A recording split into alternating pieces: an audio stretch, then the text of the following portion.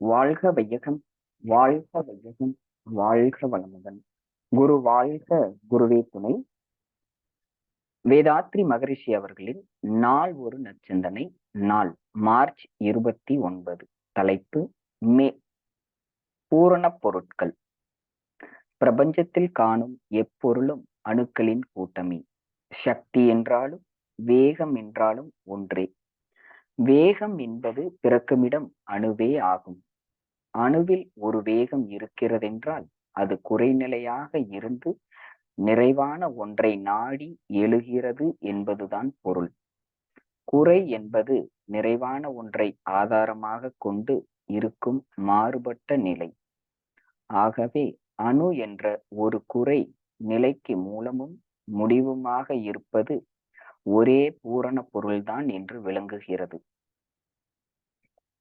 அணுவை கடந்து ஒரு பொருளோ அணுநிலையை கடந்து ஒரு தனி நிலையோ உண்டு எனில் அது வெட்ட வெளியை தவிர வேறொன்றும் இல்லை.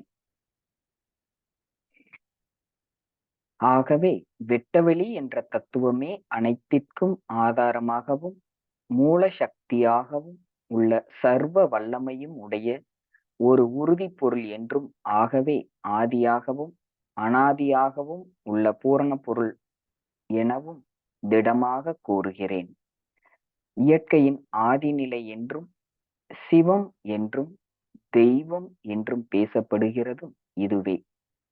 ஒரு மனிதனின் விந்துநாத தொடர்பை பின்னோக்கி ஆராய்ந்து கொண்டே போனால் அது பல்லாயிரம் ஜீவராசிகளை கடந்து கடைசியாக அணுவிலேதான் போய் முடிவு பெறும். அணுவின் மூலமும் மேலே விளக்கிய வெட்டவெளிதான் என்றும் தெரிந்துவிடும்.